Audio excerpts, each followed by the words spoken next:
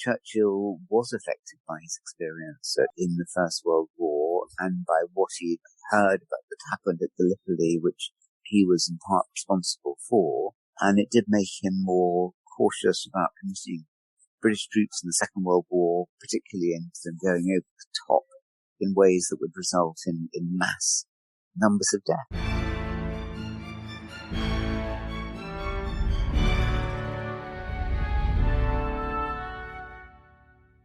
Hello and welcome to the Aspects of History podcast. My name is Oliver Webb-Carter and I'm the editor and your host. Now today my guest is Anthony Seldon, author of a number of best-selling books on prime ministers, and most recently a book called Path of Peace, Walking the Western Front Way. Now this book was written by Anthony at a difficult time for him. His wife had sadly died and it was around the time of COVID, but he was inspired to set up a trail from the border of Switzerland all the way to the Belgian coast, following the trenches of the Western Front. The result is the Western Front Way, which is now up and running and available to walk and cycle along, and all links I've put in the show notes. Anthony has set this up himself, but it wasn't his idea. That belonged to a British officer who had a dream of a walk to unite the allies and enemies of the First World War. Tragically, that officer was killed, but his dream lived on in his letters until Anthony found them, and now the Western Front Way is established. Back in January, you may have heard my discussion with the distinguished historian Gary Sheffield on the history of the Great War. If you haven't, please do go back and listen. I heartily recommend it. But today's chat is a little bit more about the emotion that the war prompts.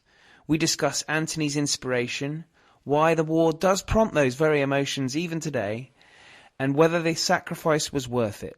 Anthony has been headmaster of a number of schools, so we talk about how they were affected by the war too. Coming up, I've got James Romm on the aftermath of Alexander the Great's death, Adam Zamoyski on Napoleon's invasion of Russia, Miranda Malins and Paul Lay on the 17th century, and the Film Club returns with Argo, directed by Ben Affleck. Please do subscribe and rate and review if you can. Links are in the show notes, including an article I wrote about whether the Great War was a waste. In the meantime, I'm going to hand you over to me talking with Anthony Seldon.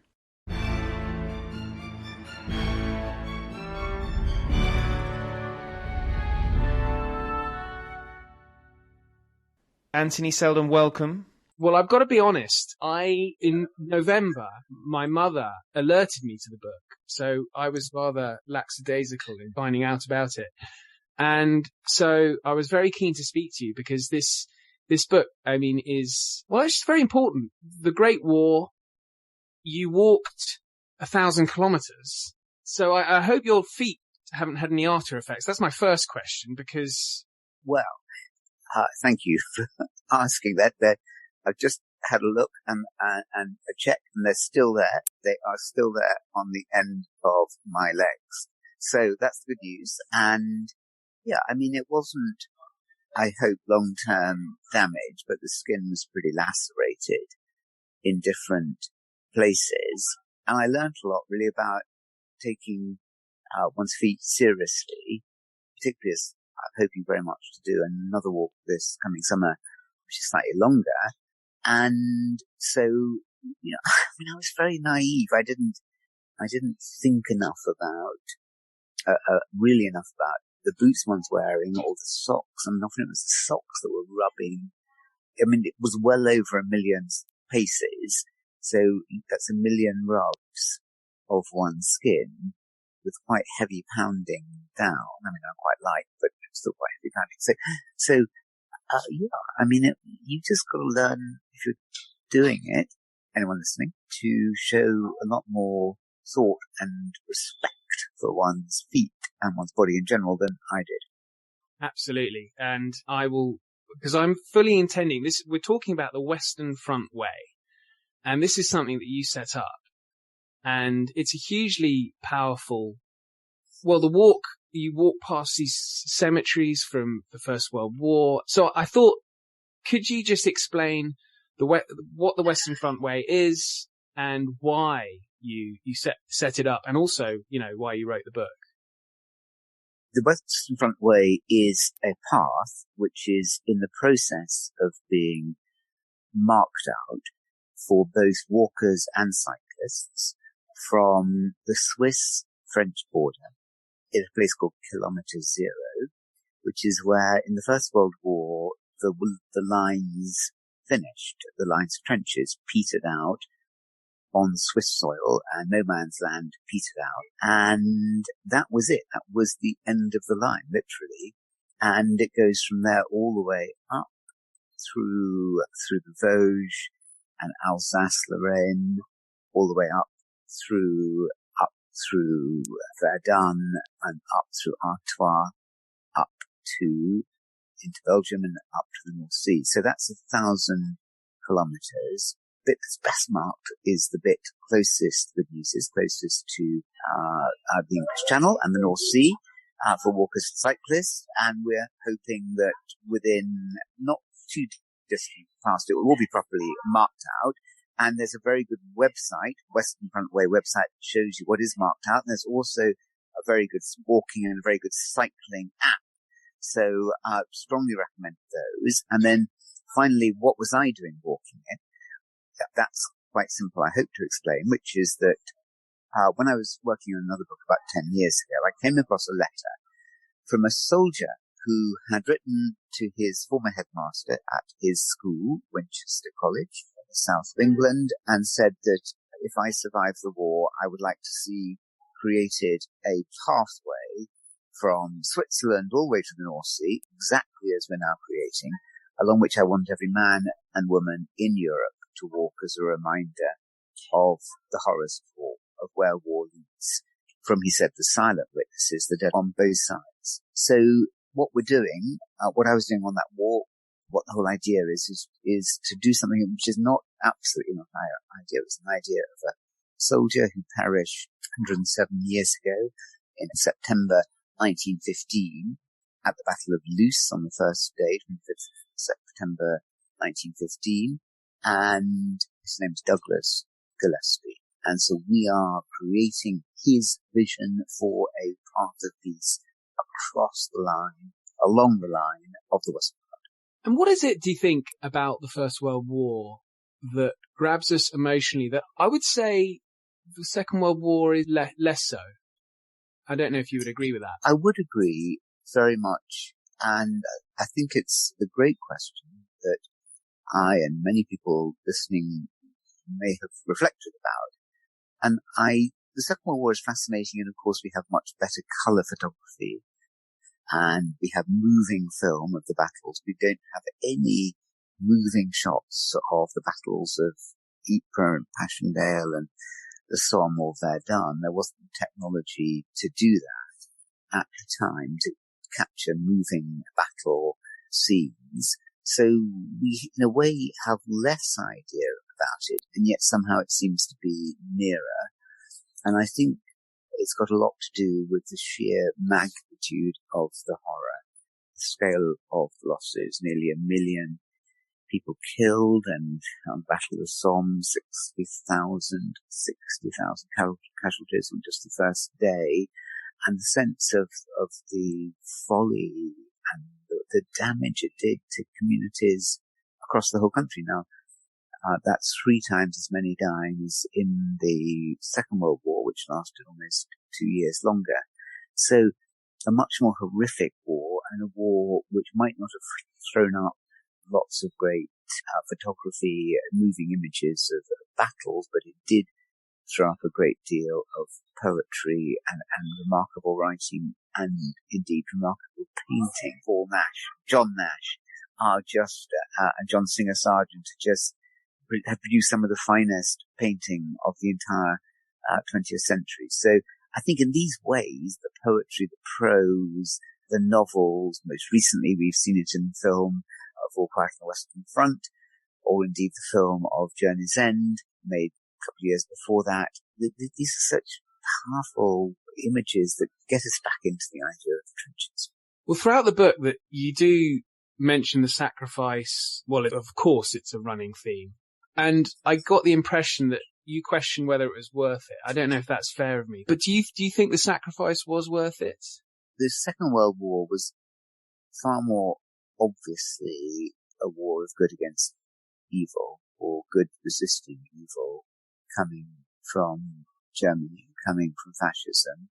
The fundamentally racist ideology of nationalistic wars that were fought, and the loss of 6 million Jews, but the loss of 50 million people altogether in that war, as opposed to some 19 million only, 19 million in the First World War. So had Hitler not been resisted in the Second World War, then the whole of Europe would have fallen under that terrible regime that denied democracy, denied freedom, denied much of the liberties we love as human beings. So you could see that in the First World War, it was far less clear that the German regime or Austro-Hungarian was in any way more brutal than the regime or more anti-democratic than the regime in London. And yet you could also say that it was Germany that had invaded Belgium, had invaded northern France,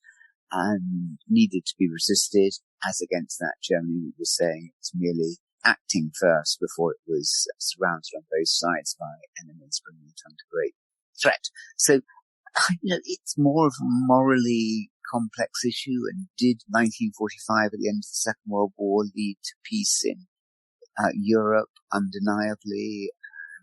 Germany wasn't humiliated in the same way after the Second War as it was after the First, and neither were to the same extent other defeated powers. So there was a learning there about not being vindictive, and peace has reigned pretty much for the last 75 years, or more or less, perhaps one should say. Whereas after the First World War, within 19 years, Europe was back at each other's throats, having had a very unstable years following the First World War. So it was less evident the First World War was fought to secure a better world. I find that this question difficult because in my own family, as so many have had family members who were killed in the war, and if that sacrifice is questioned, it's what makes it such a difficult question. It's these deaths happen for nothing. It's not a very nice feeling, is it? And I think so one needs to be careful.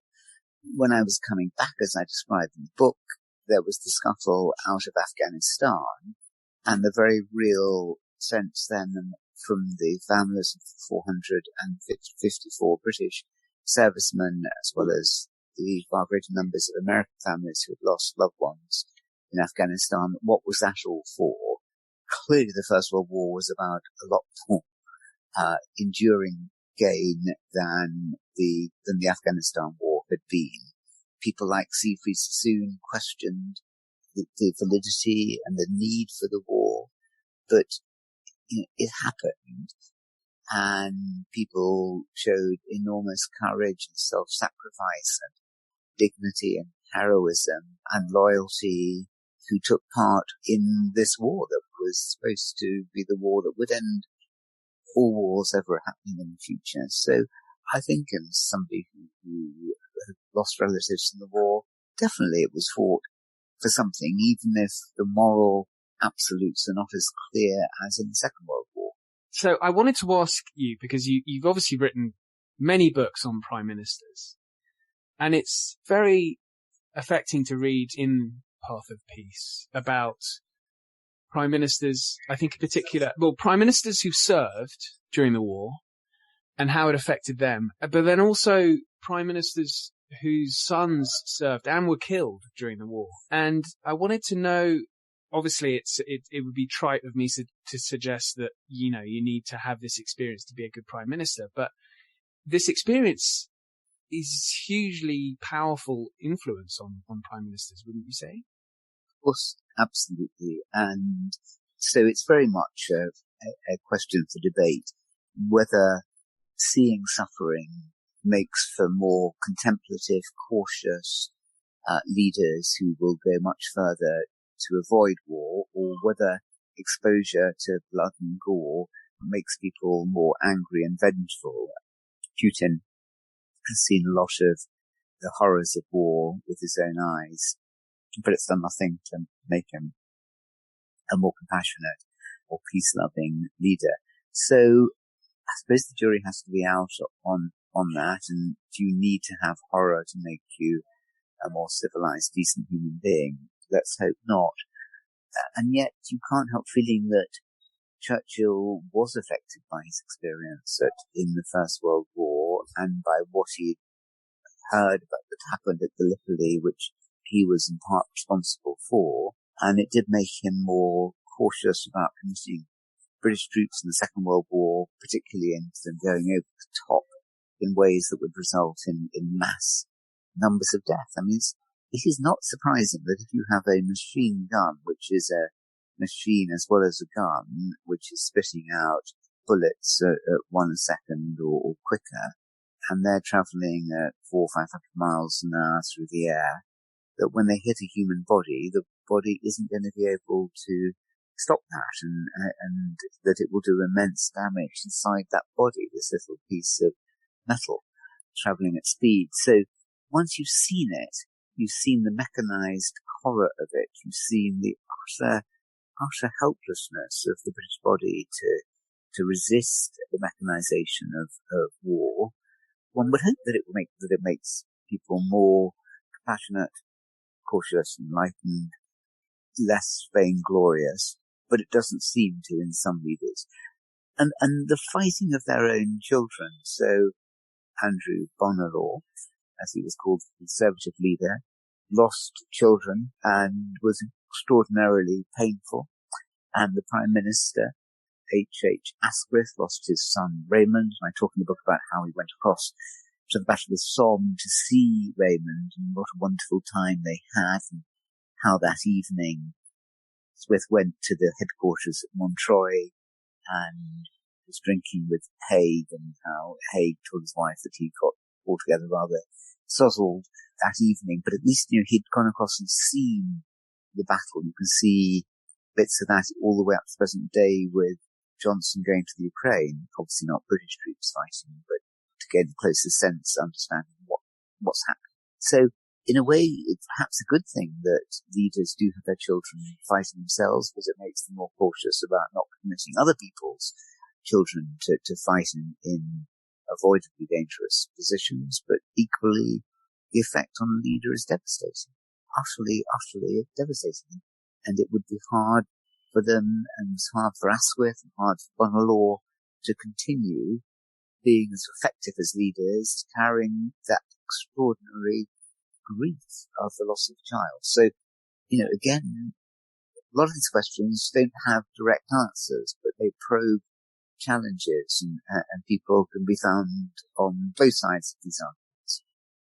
The First World War really captured my imagination when I was at school, and I was taken, I think I must have been 14, I was taken by the English teacher, interestingly, to the crypt of our school church. And there's just seemed to be endless numbers of names in the crypt of those who died in the First World War. And this was a public school. I know you've written about public schools in the Great War. And so I was keen to ask you, there's this reputation of lions led by donkeys, this probably myth, but also I wondered whether the experience of public schools and public school families, by their nature tend to be in more powerful positions. Do you think that's weighted the view of the First World War a little bit unnaturally in a way, because it's the public schools that have sacrificed a lot of young men, but they tend to get more because their families will be in more prominent positions. Therefore, the narrative is set, if you see what I mean. So Britain is unlike these other competent nations, and it has such a large number coming through independent schools. Some 7% of all school children are at private or independent schools, and these schools, in part because they have cadet activity, combined cadet forces, CCFs, which are there in state schools, but nothing like the same proportion. You have a lot of socialization of leavers into the military, or indeed the Air Force or the Navy, in schools, and that means that higher numbers are going to join, and that they'll be joining younger, and they're perhaps more likely to go on and be officers. So we find that in both world wars, talks about both world wars and the effect of public schools on them, were heavily dominated by those people who'd been at public schools, but not just the fighting, but also the administrators back in Whitehall, and the MPs, and the photographers and poets and the writers and the historians. And the artists are all disproportionately from independent schools. And so that's going to affect a way that we see the war and understand it. They're also overwhelmingly male. Women were not out fighting. Women were there close to the front, helping in hospitals, often very makeshift hospitals, and they were driving vehicles around. It is, quite a big focus on public schools fighting in the wars, and we see that, whereas those people who've been at state schools, roughly in the First World War, roughly 10% of those who signed up who'd been at a state school were killed. So you had a 1 in 10 chance of being killed if you'd been at state school. If you'd been at a boarding school, you had a 1 in 5 chance of being killed. So that's 20%. So it does mean that the public school products, people who've been in public school, were dying at roughly twice the rate. So there had been an old belief that public school boys were a long way behind the front line, as we see in that great, magnificent series, Blackadder, that there they are, a long way behind, completely safe, whereas it's the working class lads who are out fighting and dying. That isn't borne out by the facts.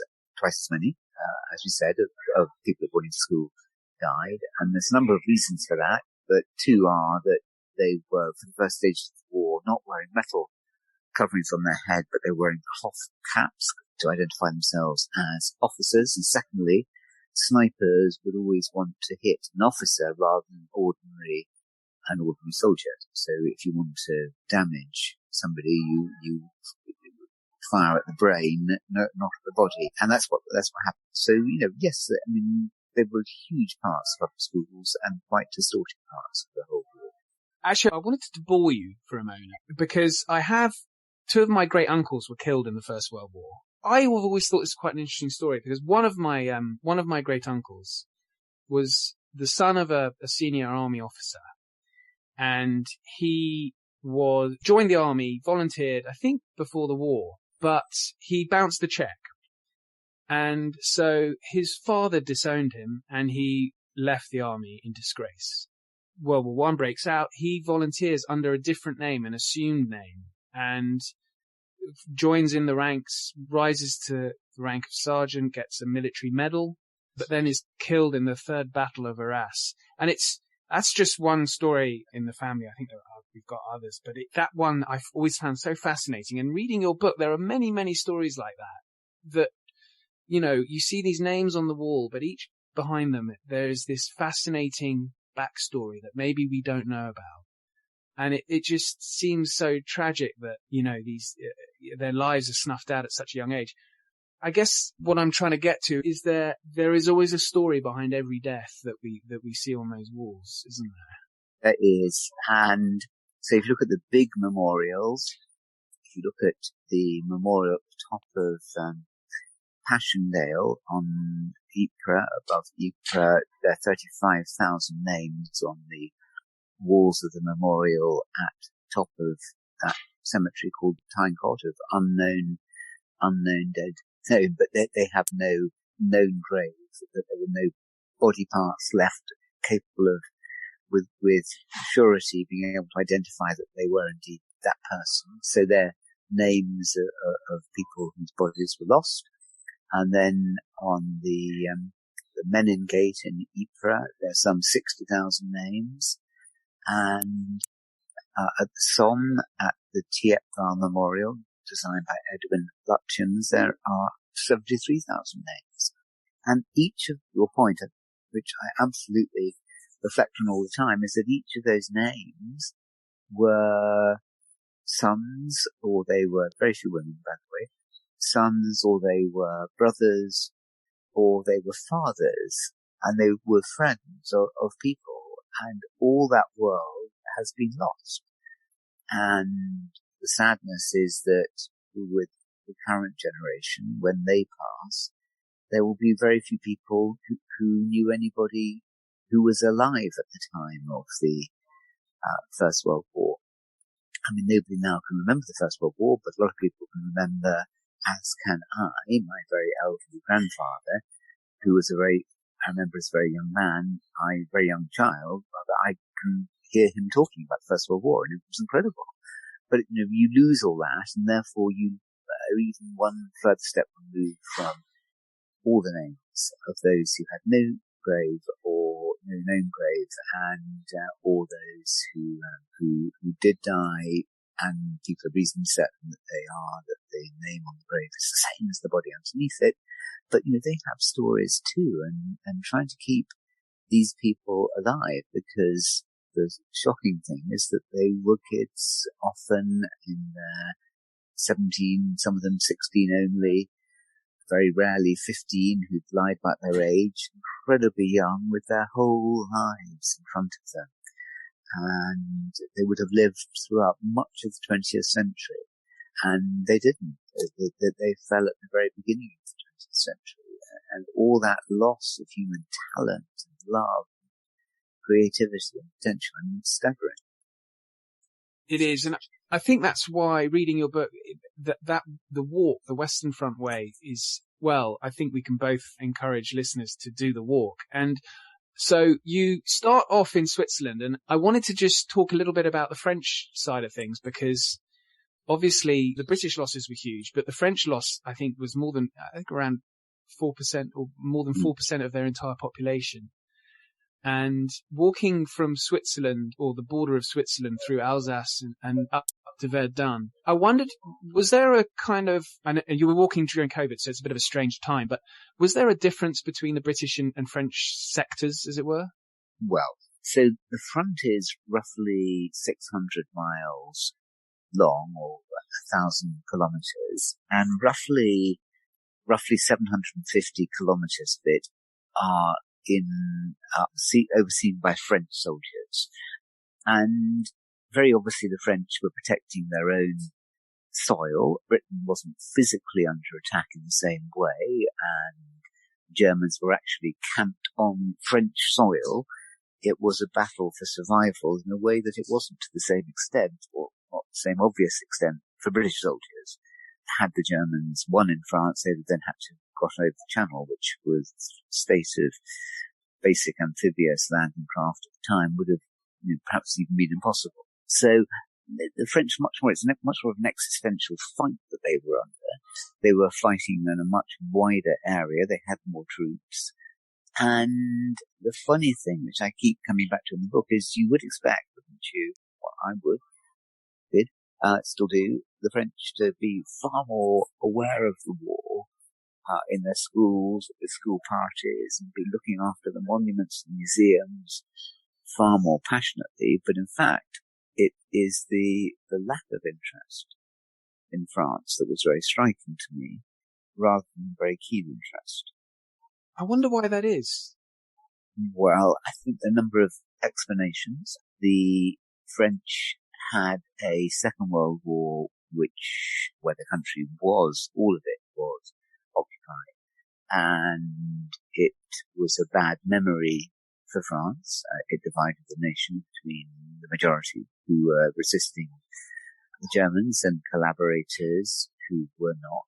And they didn't look back to the First World War as a very happy or successful time. Their armies mutinied. There was enormous resentment and horror at the scale of the death. The country suffered in the interwar years and was then invaded just 18 years after the end of the war. So 22 years after the end of the war.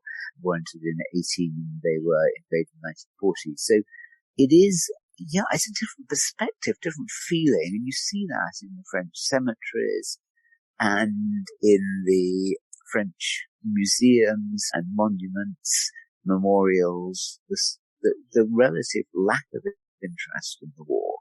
So all along the French sector, which is the area in the middle of France, the area going all the way to Switzerland, you're far less aware of French museums, although there's a wonderful one on the Somme battlefield at a place called Peronne.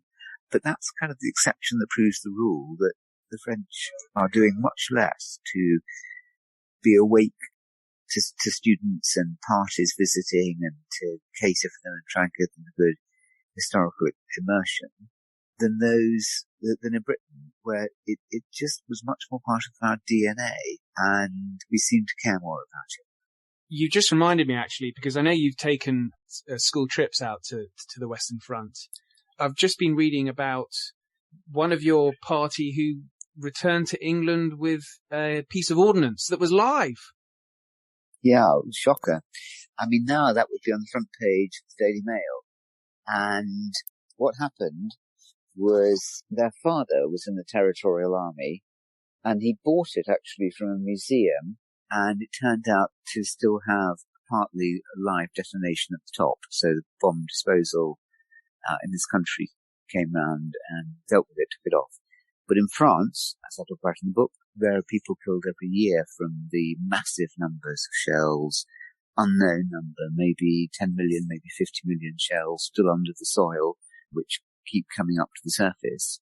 So it is dangerous, and the shells become more unstable with the passage of time, not less dangerous. So, that was a lucky escape. And when I first went out there, took groups in the 1980s, when I first started teaching, there were shells lying around on the battlefield that you could pick up. And somebody picked up one of those, and it did turn out, again, to be partly live. So, that's changed a lot, and health and safety has changed a lot.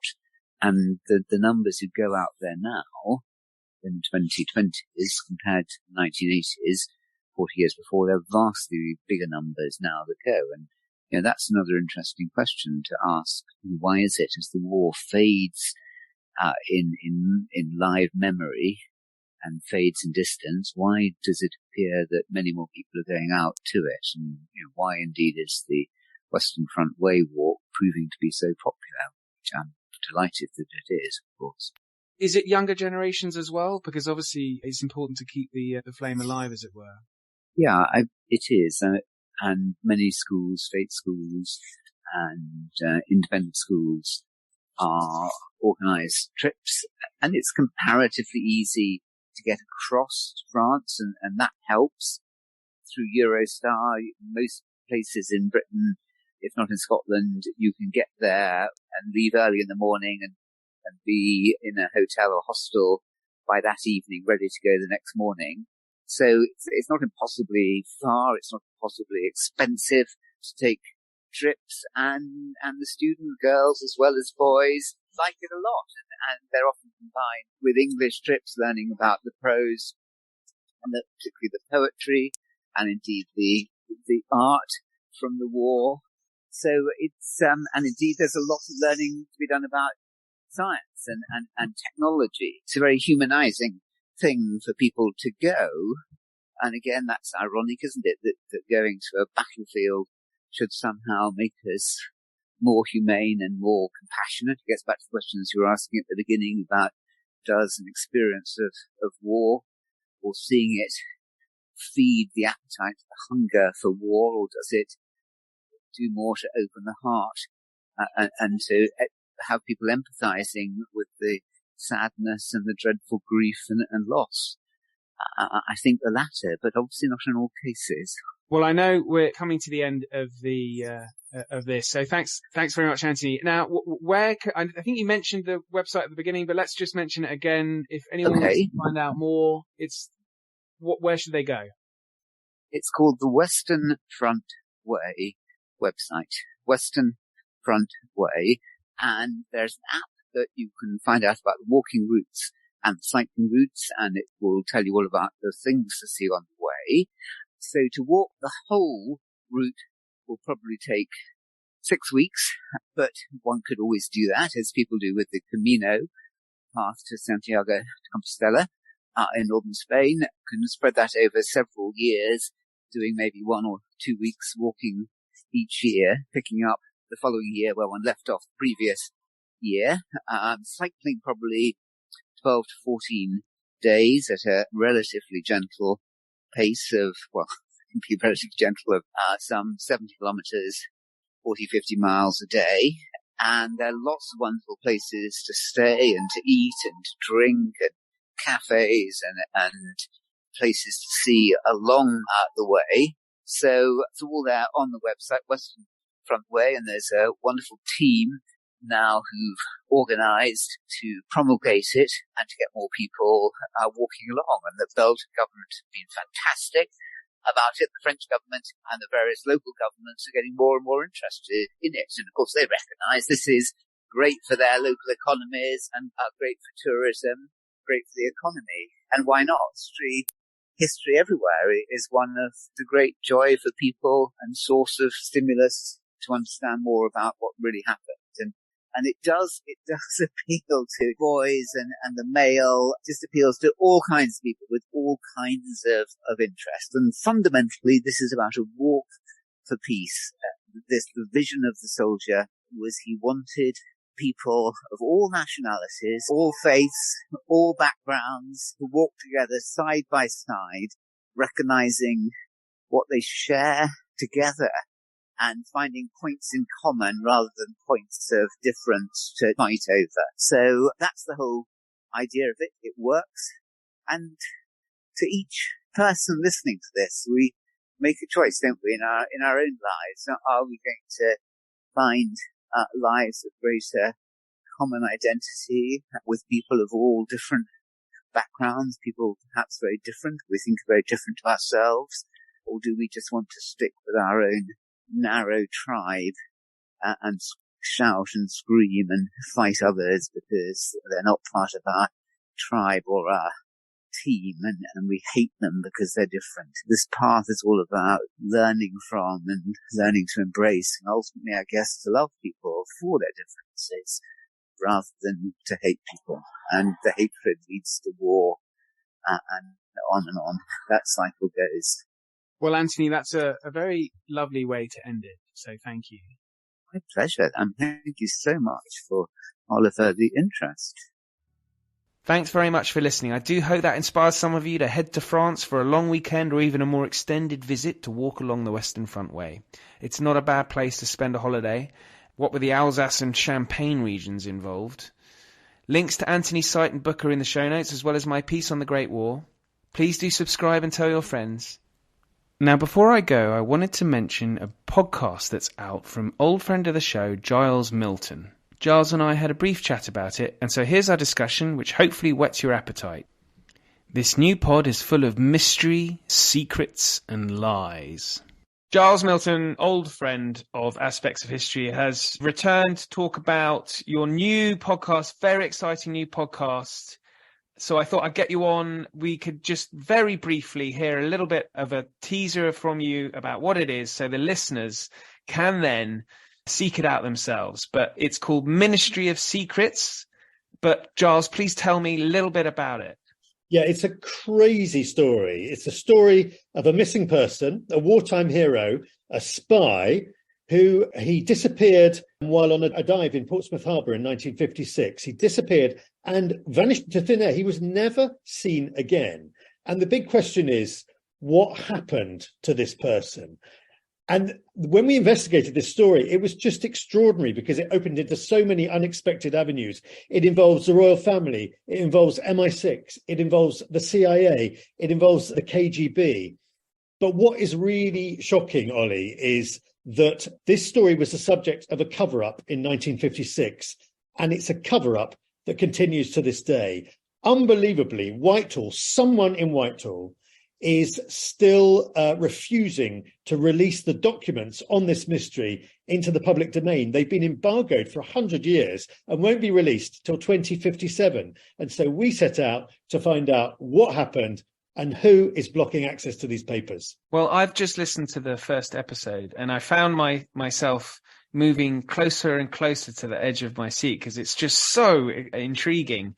You know, all these Cold War secrets that are still out there today. And I was just wondering, I know we can't really talk about the secret itself. You have to listen to the podcast, and I really do encourage listeners to do that.